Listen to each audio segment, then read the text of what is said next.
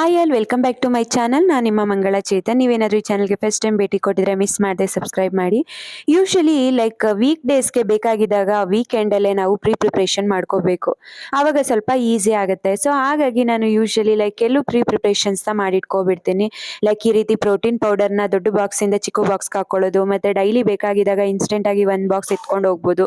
So ಇದೆಲ್ಲ ಹಸ್ಬೆಂಡ್ಗೆ ಮಾಡ್ತಾ ಇರೋದು. ಸೊ ಈ ರೀತಿ ಇನ್ಸ್ಟೆಂಟಾಗಿ ಮಾಡಿಟ್ರೆ ಅವರಿಗೆ ಈಸಿ ಆಗುತ್ತೆ. ಇದು ನನ್ನ ಕೆಲವು ಪ್ರಿಪ್ರೇಷನಲ್ಲಿ ಇದು ಕೂಡ ಒಂದು. ಇನ್ನು ನಂಬರ್ 2 ಬಂದ್ಬಿಟ್ಟು ಕಡಲೆ ಬೀಜನ ಈ ರೀತಿ ರೋಸ್ಟ್ ಮಾಡಿ ಸಿಪ್ಪೆ ತೆಗೆದು ಇಟ್ಕೊಳ್ತೀನಿ.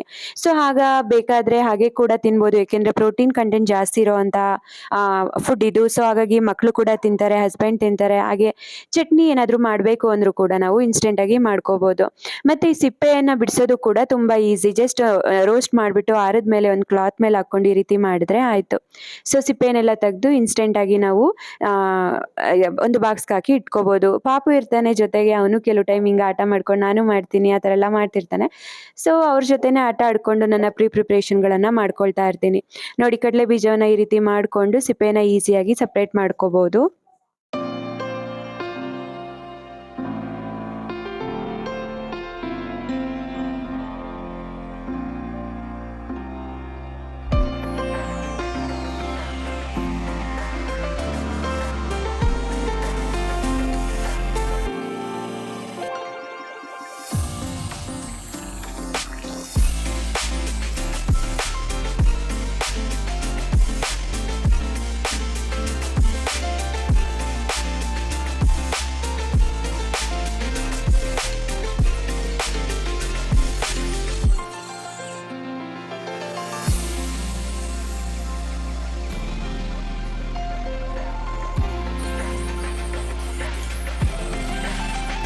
ನೋಡಿ, ಈ ರೀತಿ ಕಡಲೆ ಬೀಜ ಸಿಪ್ಪೆಯನ್ನೆಲ್ಲ ತೆಗೆದು ಒಂದು ಏರ್ಟೈಟ್ ಕಂಟೈನರಲ್ಲಿ ಹಾಕ್ಕೊಂಡು ಇಟ್ಕೋಬೋದು. ಸೊ ಆಗ ನೀವು ಇನ್ಸ್ಟೆಂಟಾಗಿ ಚಟ್ನಿ ಅಥವಾ ಸಾಂಬಾರು ಏನು ಬೇಕಾದರೂ ಮಾಡ್ಕೋಬೋದು.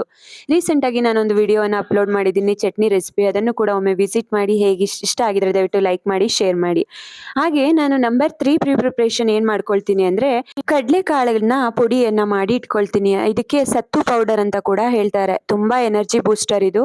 ಸೊ ಎಷ್ಟೋ ಜನ ಪ್ರೋಟೀನ್ ಕುಡಿಯಲ್ಲ ಅಂದರೆ ಇದನ್ನು ಕುಡಿದ್ರೂ ಸಾಕು, ಅಷ್ಟು ಎನರ್ಜಿ ಬೂಸ್ಟರ್ ಅಂತ ಹೇಳ್ಬೋದು.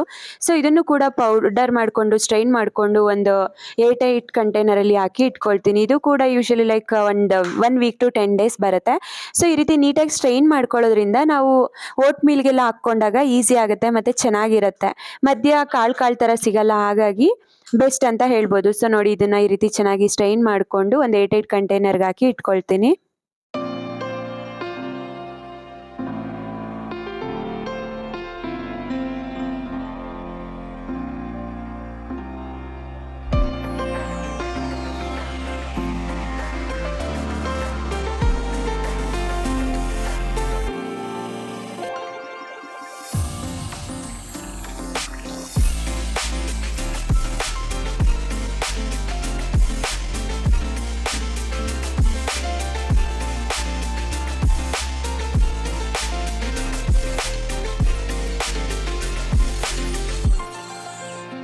ಸೊ ಈ ರೀತಿ ಪೌಡರ್ ಮಾಡಿಕೊಂಡ್ರೆ ಇನ್ಸ್ಟೆಂಟ್ ಓಟ್ಸ್ಗೆ ಕೂಡ ತುಂಬ ಚೆನ್ನಾಗಿರುತ್ತೆ, ಅಥವಾ ಪ್ರೋಟೀನ್ ಪೌಡರ್ ಥರ ಮಾಡಿಕೊಂಡು ಕೂಡ ನೀವು ಕುಡಿಬೋದು.